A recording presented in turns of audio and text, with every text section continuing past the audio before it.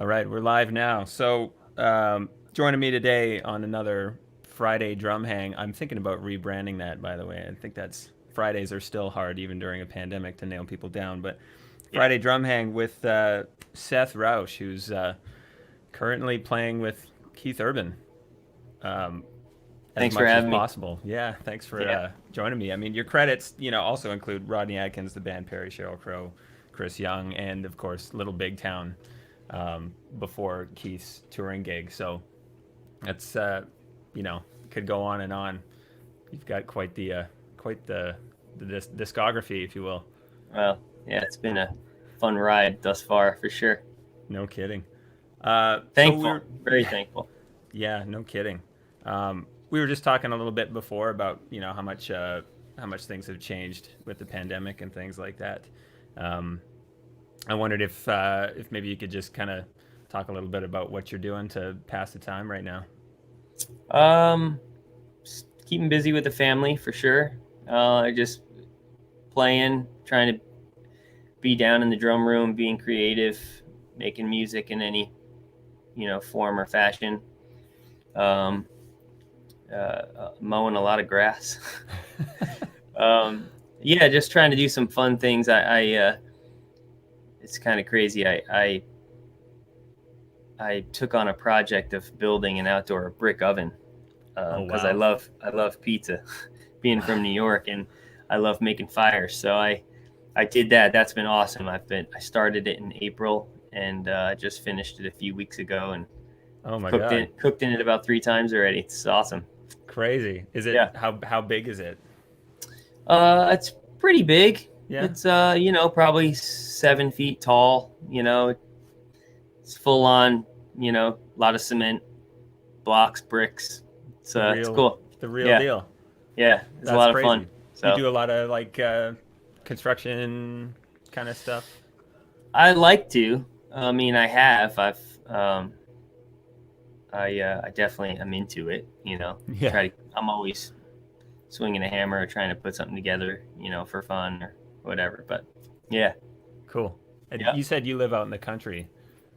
yeah. I live about 45 minutes, 50 minutes on the north side of Nashville. Okay. So I just live up um, in a town called Bethpage. We just live on 8 acres, and kids are outside running around all the time, and it's cool. It's quiet. It's nice. That's great. You have any Yeah. animals or anything out there? We got some chickens. Yeah, we need eggs. Yeah. Yeah, no. And then a dog and a few cats, but nothing crazy. We did get my daughter. She's really into horseback riding, so we did get her a horse. We just haven't put it on the property yet. Wow. Yeah. That's great. So Awesome, man. yeah, it's cool. Well, so I mean, with the pandemic and stuff like that, we just kind of briefly talked about how you got into recording at home at the beginning of this year. Yeah. What's that process been like? Getting used It's to tracking at home. Yeah, super fun. I mean, nowadays it's just so easy to share files, Hmm. and be creative when you're not even in the same room together. But it's awesome. Um, I'm thankful that I was able to do it, and not knowing that this was going to take place, because it's really allowed me to just be creative and keep just having fun making music. Some work for hire and some not. But Right. I Yeah. like to just be down here every day, just having fun. Awesome. You still Yeah. working with a bunch of the normal kind of producers you're working with in the city at home? Uh, yeah, not so much. I've never been a huge, I've never been really, really busy in the studio. It's happened frequently, Hmm. I've done mainly just stuff at the house since this has happened. I haven't been in a studio since. I know a lot of guys are going back in. A lot of That's the right. guys that were always busy, but yeah, Okay. Cool. yeah. Right on. Well, I just while we're on here, I just noticed James Byers on checking it out. Cool. Yeah. So we got to Love say hi to James. James. Yeah, he's awesome. Love Yeah, you, buddy. I've never met him before, but I've had some chats with him on Facebook, and he's so personable and He's one of the nicest guys I've ever met, and his snare drums are ridiculous. Yes, they are, and Yeah, I have questions about that too. yeah, I picked up a 4x15 1.5 yeah, steel, yeah, and that's man. the same one you use. It's my favorite. Yeah. So I've never hit a drum that sounds like it. It yeah, just it has all the best qualities of uh, of a snare. It's really really awesome. A good drummer buddy of mine, Tommy Harden, is the one who first told me about it. right. Um, and then James and I met and started a relationship together. But yeah, it's just a great drum. Yeah, it really Yep. is phenomenal. Yep. What I actually sent an email to Harry McCarthy a few months ago, trying to pick his brain about tuning that drum in specific. What's your take on tuning that for like Keith's gig, for example? Um, I think it seems that because of the size, it it makes the line. Uh, Now this is all, with the backdrop of the gig that I'm playing, where Mm-hmm. we want it to cut, but we also want it to have body, and that drum does that. Right. But I think the shallow shell makes that line a lot thinner, where it's either,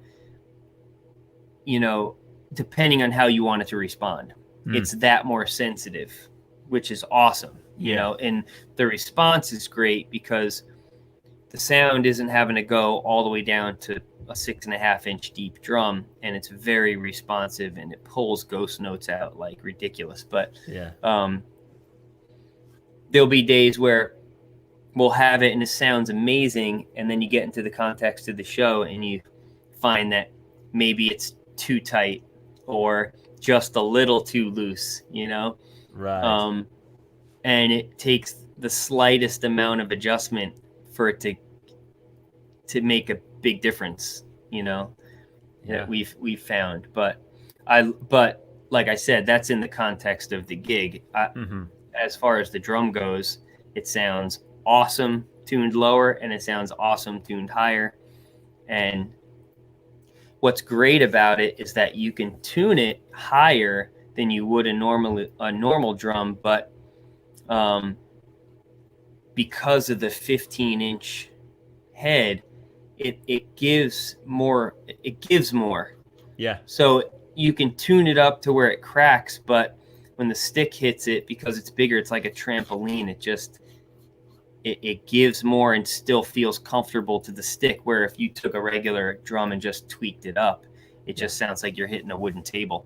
Yeah, and it feels like you're hitting a wooden table, you know what I mean? But yeah, totally. Yeah, yeah, the that's drum feels awesome because of that, yeah, especially. spongy.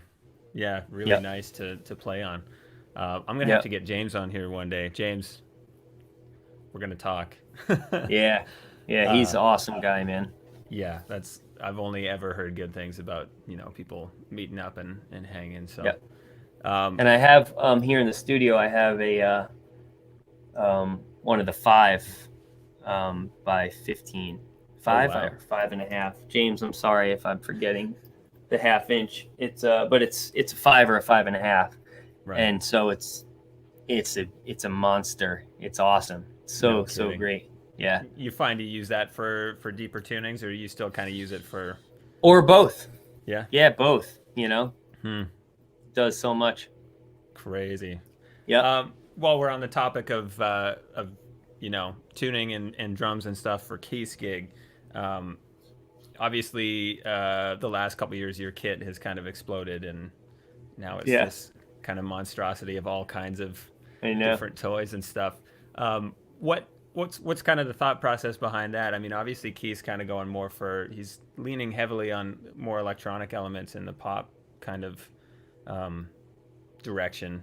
So is that just a product of that, trying to incorporate that stuff some more? Yeah, kind of. I had done the one rack and one floor for a long time, and I'm an old school mentality, and I love, you know, Carlos Vegas, like my all time guy, and just seeing what he was playing, and Jeff Porcaro in the 80s with the 10, 12, 13, and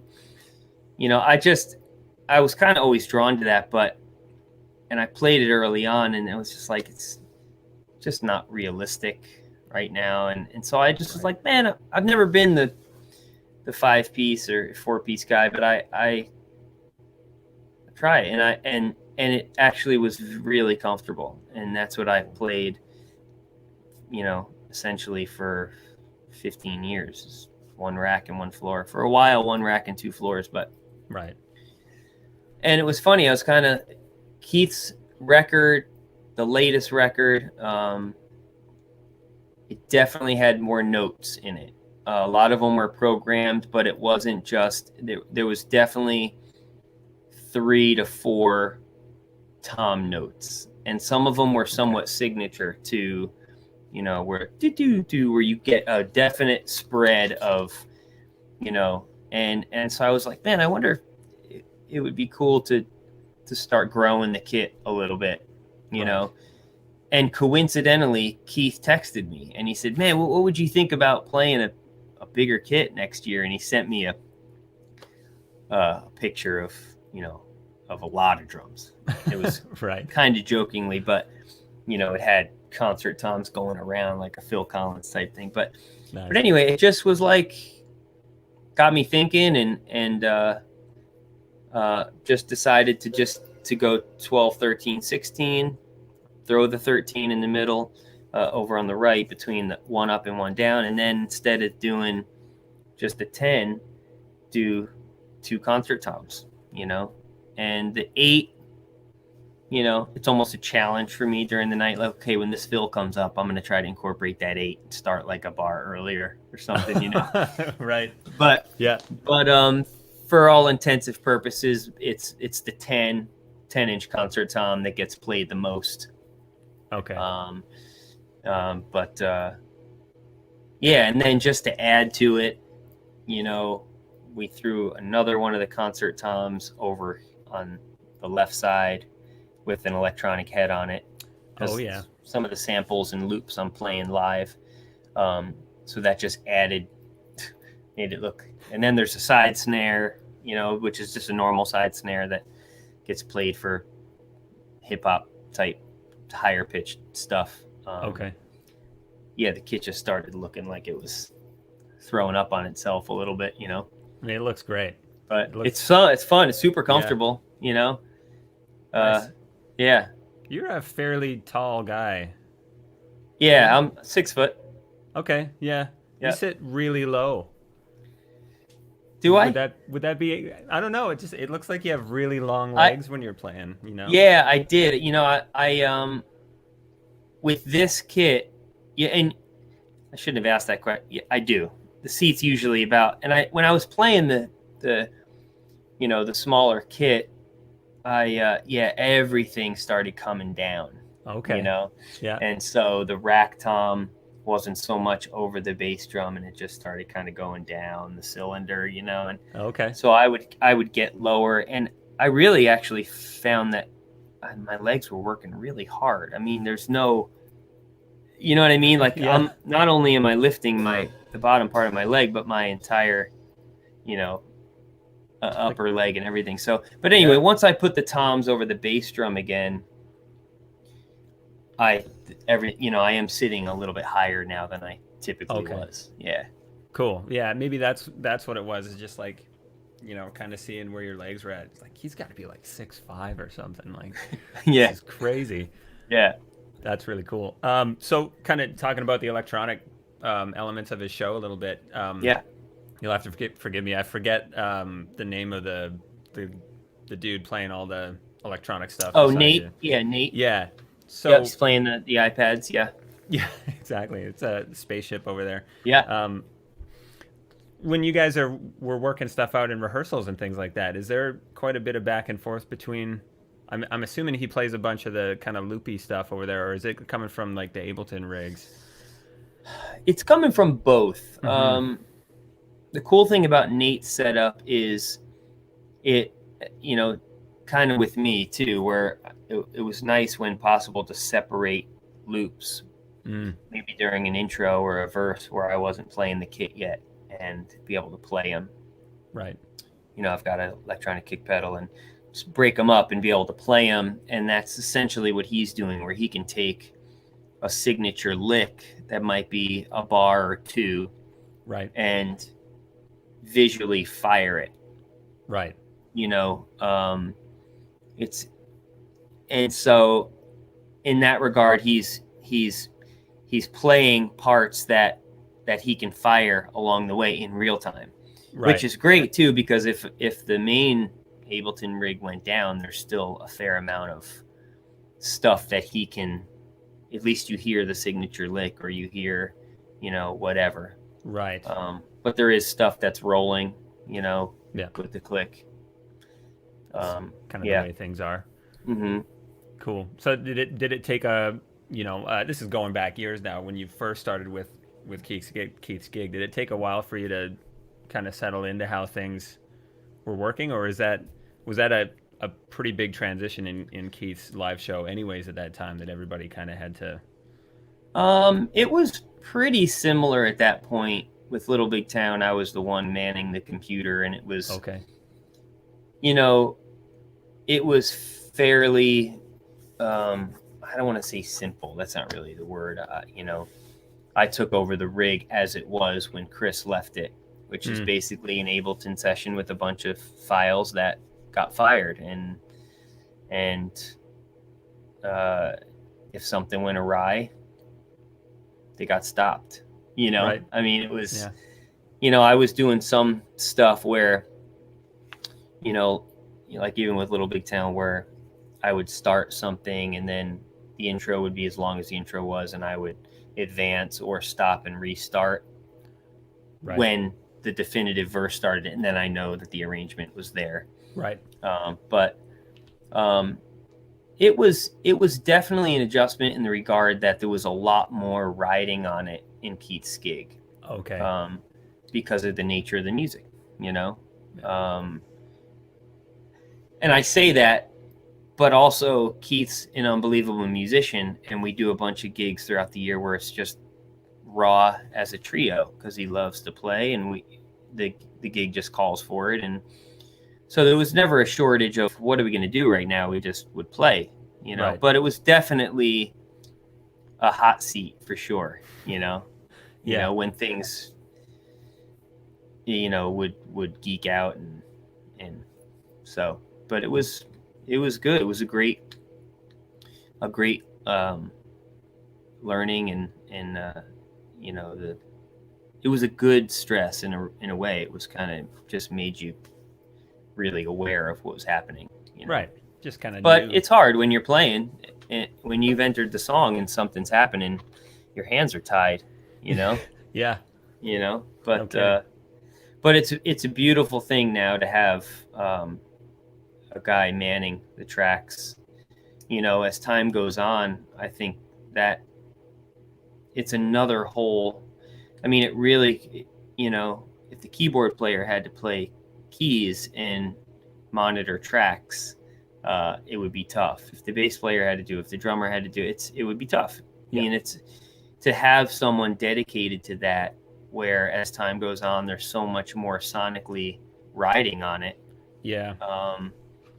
It's awesome, Yeah. It's almost like another musician, right? Like they just have. Yeah, totally. And it's definitely freeing for the artist too. It's freeing for Keith to break the song down at any point that he wants, or speak longer and not come in when he would normally come in, and have someone there that sees the whole thing and just keeps us exactly where we need to be, and we can just be musicians. It's really nice. It's a really nice thing. It's cool. Perfect. Yeah, I've had some arguments with some friends about the merits of playing with tracks and things like that, and if it's done that way correctly, so it can be flexible. It can be just like playing in a band. You're not tied to anything, really. Mm-hmm. Interesting. Yeah. This is great. I had a thought pop into my head. I think it kind of had to do with navigating the personal side of that transition, the personal relationships, transitioning from Little Big Town into the Keith Urban gig. I mean, what was the sequence of events, from the Little Big Town gig to Keith Urban? The whole thing came about. I mean, not to my knowing, not to anybody's knowing. We toured with Keith. Oh, okay. Little Big Town was the opening act in 2013, and we okay. all just hit it off and just kind of started the relationship, and it was fun. And we had, they enjoyed our band, and they would watch us, and we would watch them, and the tour ended. That was that, you know. Right. Nobody had any inkling that anything was going to transpire a year later, you know, or whatever. But I think that it laid the groundwork, you know. I think when changes were made, and in Keith's camp, it ended up, you know, I essentially did a 6-month audition because they watched me play every night, you know. Right. So that I think that helped a lot. But you know, Little Big Town, they're just amazing people, and making the records with them, and we kind of had a sound, and you know, the longer you're on a gig, you shape the gig in a way by your playing, and the gig shapes you, and things start to evolve, and so, but it was hard. It was, I'm a personable guy. I like relationships, and when I have to feel like I'm breaking one, it's not an easy thing for me to do, you know, because that's just who I am. But I saw an opportunity. I felt like, you know, God presented it to me for a reason, and I ultimately decided to make the change, you know. And I did end up doing an audition, like a, you know, a light audition process, just for Keith, just to cover this, so they could cover their bases and hear a few different guys play the same songs. And originally it wasn't going to be like that, but they, you know, the new band leader, Jerry, our bass player, at the time, he was the one that reached out to me, and let me know that the you know, what had gone on, and so yeah, I mean, it was a day or two after that they were into it. They dug it. So it was, you know, and to go from those two gigs are similar in regard to, you know, artists like Keith's an awesome dude and a great guy, and Little Big Town are the nicest people, and I feel like musically, I feel like it was a lateral move, because I love the music that LBT was making, and I love the music that Keith was making. It wasn't like a, you know, it wasn't anything in regard to that, you know. The hardest part was just leaving. But I felt like ultimately it was a good opportunity for myself and for my family, and to keep moving forward. And so I moved on, you know. Yeah. That would be incredibly difficult. Do you still keep up with Little Big Town camp? Yeah, all the time. Every time I see him, I love getting to say hi to him, and I, you know, the guy that's playing drums, Hubert Payne's a friend of mine. He's awesome. The band leader and bass player is still the same, John. You know, I love getting to see him at whenever possible, you know. Cool. Yep. Great. And I can't believe it's been 5.5 years now that that's already happened. You know, it's crazy. Yeah, time flies, man. Yep. What was the audition process like for a gig like that then? I mean, it was pretty straightforward. 3 songs. We just put. Keith wasn't there. They filmed it and recorded it, and I got together with the guys, which at that point was that first year was basically just a 3-piece band behind Keith. Oh yeah, right. So basically, we just got together as a trio, you know, and the computer was there. and I fired the tracks for the songs that we were playing, and we played through them a few times, and that was it. Yeah, Ah, it pretty almost sounds simple. like a good time, Yeah, if it wasn't kind of yeah, stressful. yeah. It was nerve-wracking, but it was fun.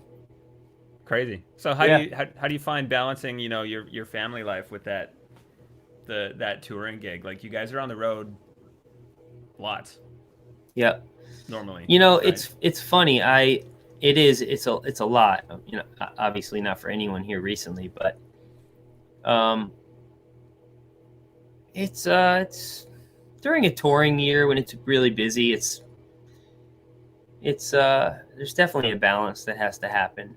It's definitely a change of pace, bouncing back and forth between home life and road life. But you know, it's to this point, it's the highest profile gig I guess I've done.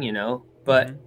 by the same token, it's been maybe because of that, it's been less grueling because of the travel arrangements and we Yeah. have a great relationship together, and we all enjoy being around each other, um and so most of the past few years we've been you know uh, lucky enough to just travel.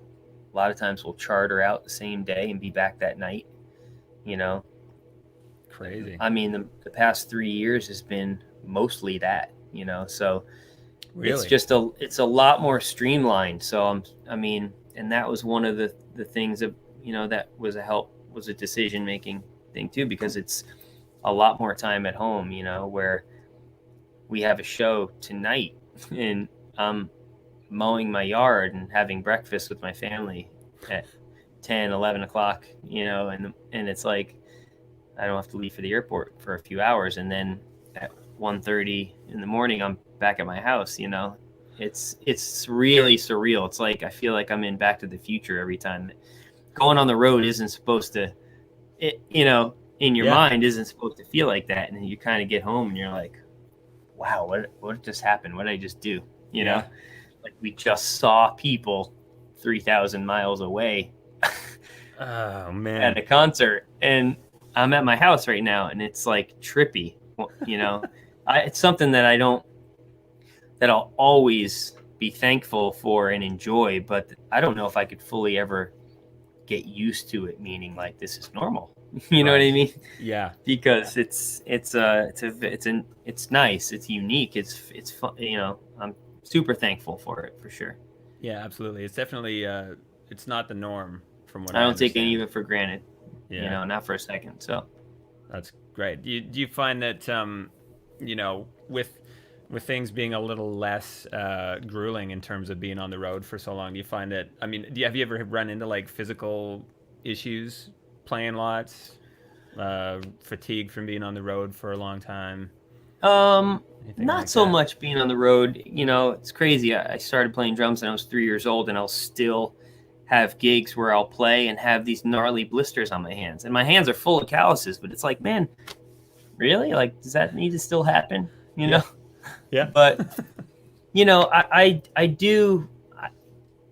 Not because I'm on the road for extended periods of time. I think just the nature of, and I think that's why a lot of guys, as they get older and mature, start to really focus on their technique instead of Mm, just going balls to the wall, yeah. because you have joints, man, and you have like, and there's a lot of times where we'll be playing.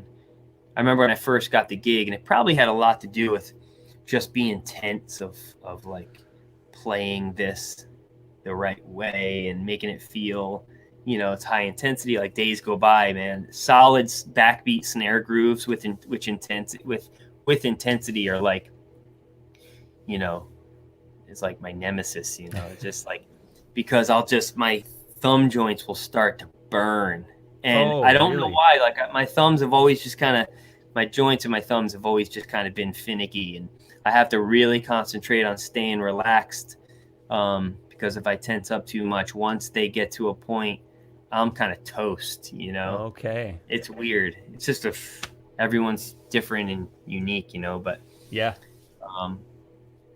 Anytime it's a little chilly or my hands are a little slick, you know, and they get cold or you're playing outside, man. Ever since Zildjian came out with that wax that they sell, Right. I love to use that because it's just like you can relax and you're not going to worry about the stick flying out of your hand, you know. For sure. Yeah. I'd use that Gorilla Snot every once in a while, I think Yeah. it's called. Yeah. I turned Chris actually in 2013 when we were on the road with him. He was you'll see him get done with a song and he plays with intensity. And huge also sticks. Yeah. Like, and yeah. he, you know, you'll see him like stretching his joints. I said, man, I don't know if you ever check this out. And he enjoyed using it for sure because it just like almost allowed the stick to stay in your hand and you could relax a little bit more, you know. Yeah. Because I'll notice that I'll be playing a song, and maybe it's like this for everybody, but Little Big Town especially, it was high intensity, but it was more swampier, kind of open meat and potatoes type thing where, you know, to get on Keith's gig and you're playing Long Hot Summer, that's just, or Days Go By, or somebody like you, and it's going, man, you know. Yeah.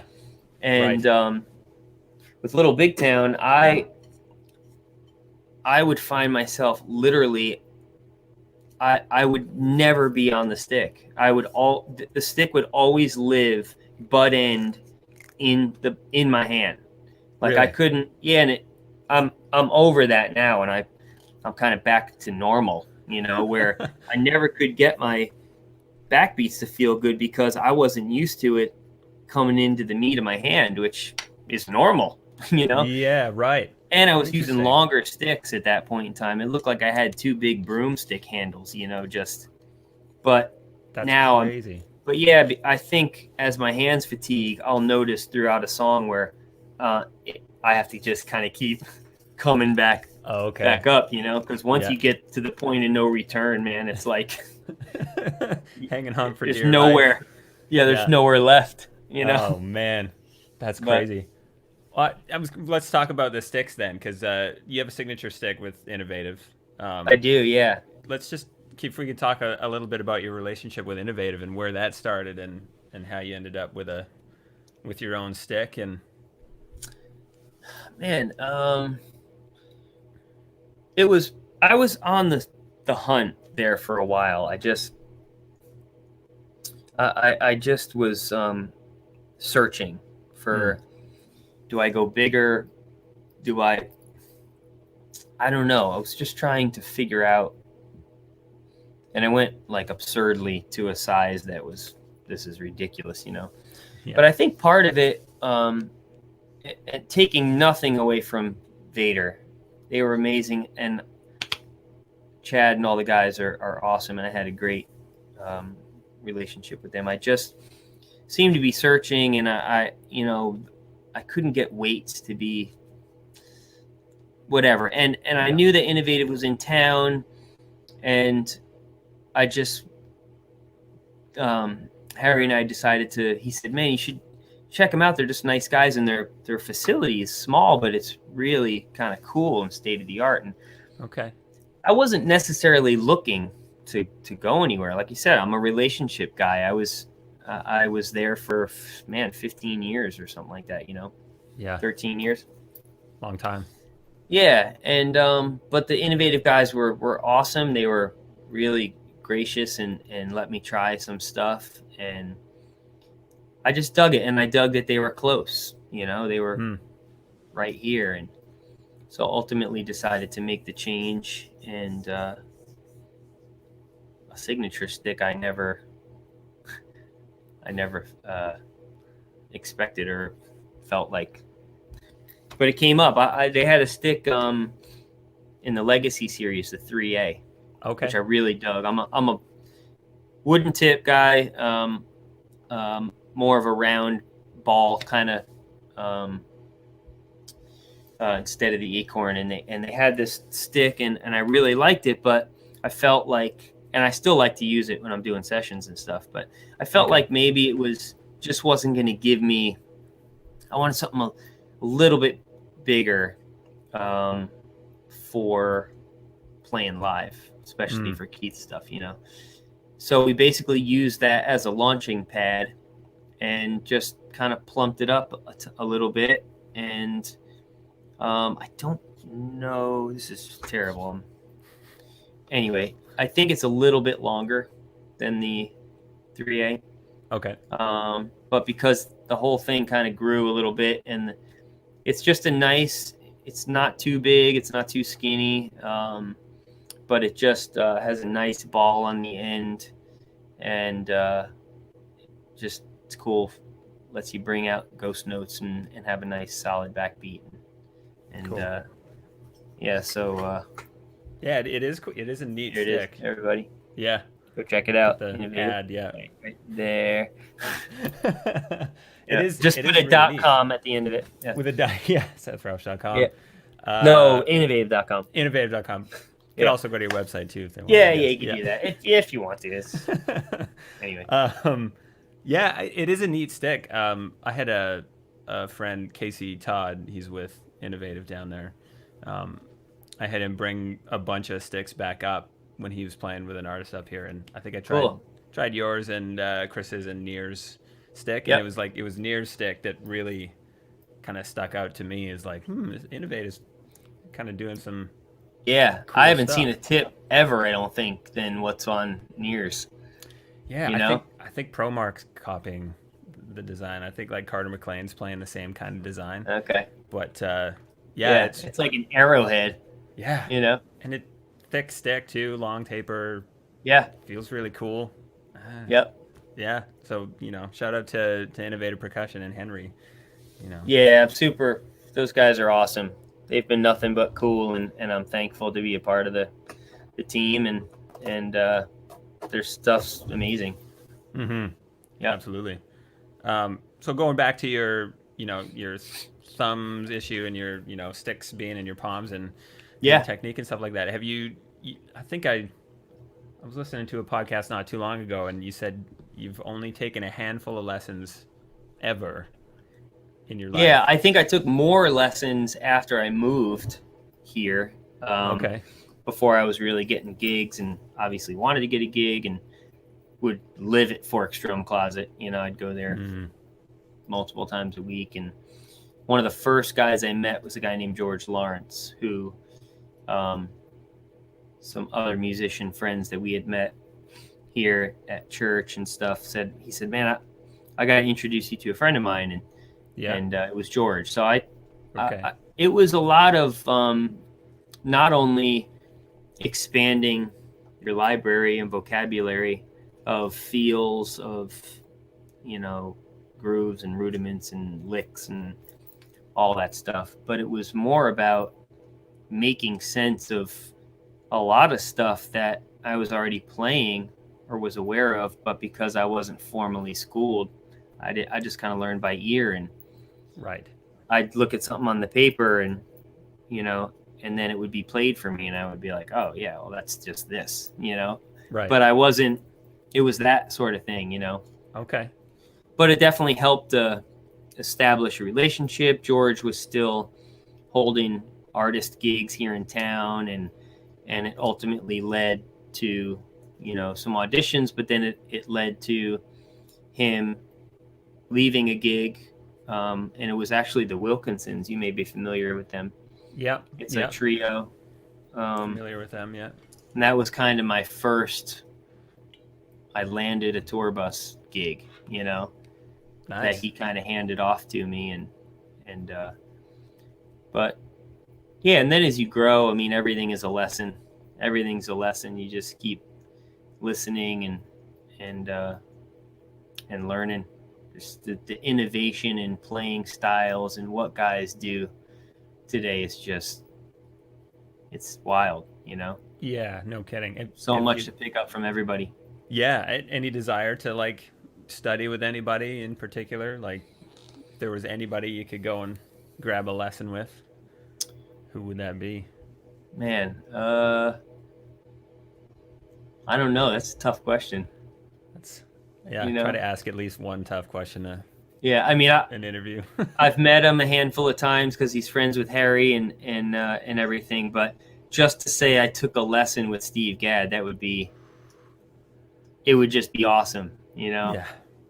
Yeah. But you know, he's everything is out there. All you gotta do is listen to him, and you're getting your lesson, you know. Yeah. True. But Maybe grab a coffee with him or something, and yeah, share some stories or something. Maybe that'd be yeah, the thing to do with Steve. yeah. But that's a man.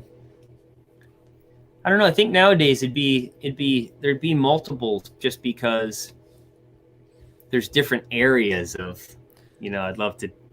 This guy's groove is one thing, and then this guy's chops or what he can do within a groove is something else, you know. Mm-hmm. But yeah, I don't know who I would if I had to pick one, you know. Crazy. You can pick several too. I mean, it's like you said. I mean, you can grab info from whoever you want, and I find especially during COVID, you know, like the pandemic. Now there's no playing to be done. Yep. Going and checking people out and grabbing lessons and Definitely. that kind of thing. This is the time for it. So Yep. yeah. But don't get me wrong. That's not to say that I mean, I have so much to learn. I could take a lesson with anybody that's not me, and I'm going to learn something, you know.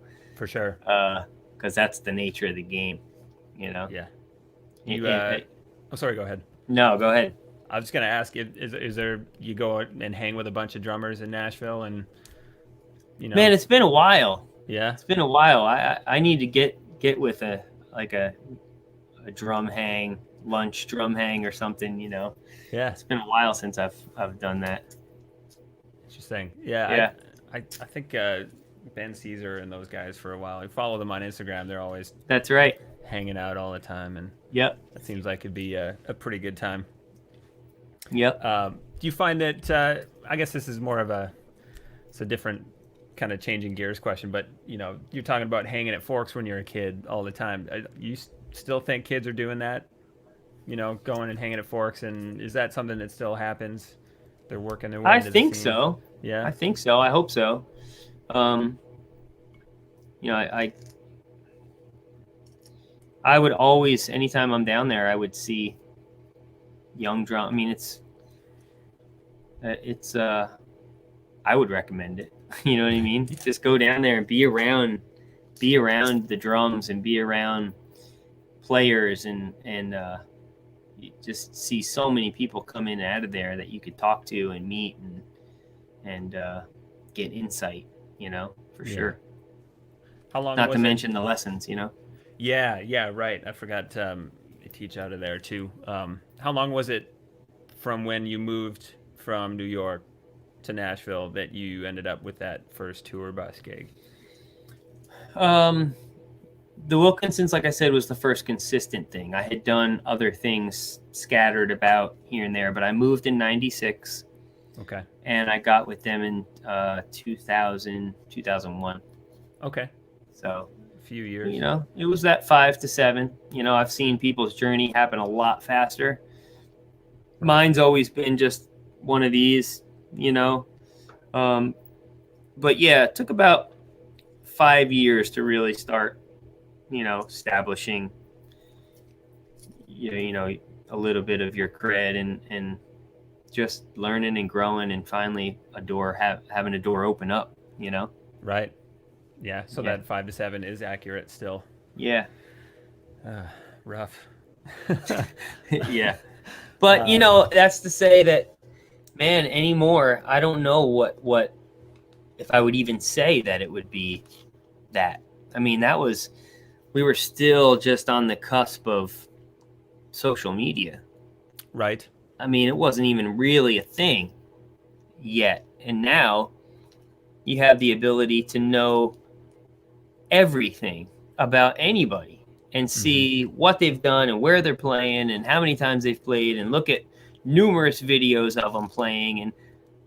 it's kind of the new calling card. I mean, it's like, yeah, go ahead and check out my audition reel on my Facebook page or my Instagram page or whatever. I mean, it's like you could just, what people are about and how they play and what they're doing, That's right. A lot more now. So yeah, most people are moving into areas not as a new face so much anymore, because all you got to do is just go see them, That's right. Yeah. I mean, I wonder if that kind of makes it worth moving to a place before reaching out now, like, yeah, that's a tough call. I thought about, at least going down to Nashville and check it out quite a few times, but it just seems so overwhelming. There's so many people moving there all the time to do the music thing.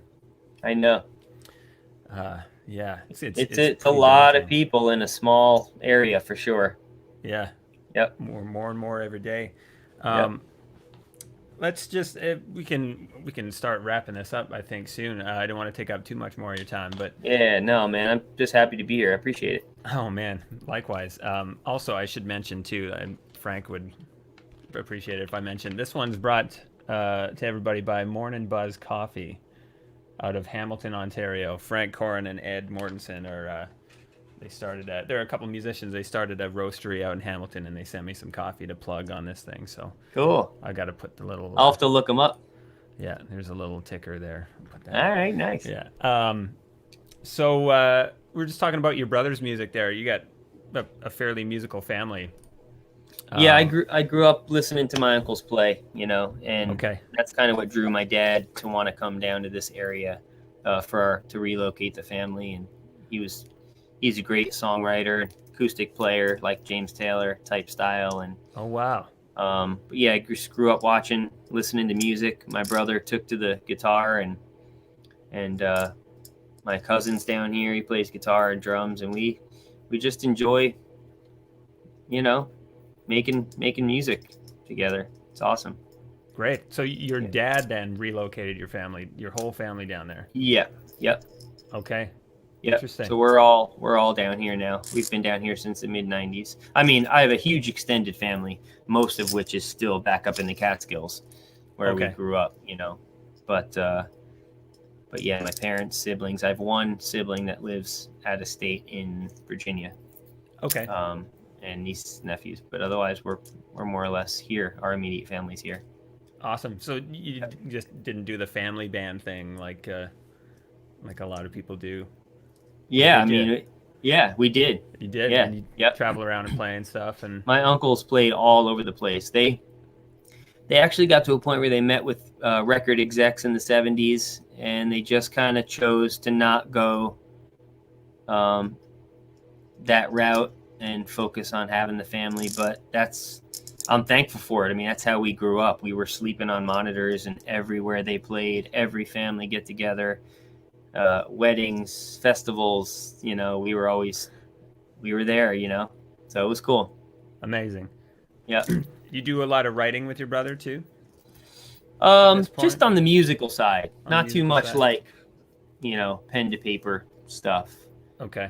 Coming up with music and tunes and stuff for sure, but I feel like I would be pretty decent at it. I shouldn't say that in a place like Nashville. I mean, there's songwriting is over the top here, man. It's just unbelievable. But sometimes I feel like it'd be fun to get into and just be one of those guys in the room that was a word guy. I feel like half of it is content and wording and telling a story, and I feel like it would be cool to get into it, but I haven't up to this point. I've just stuck to drums.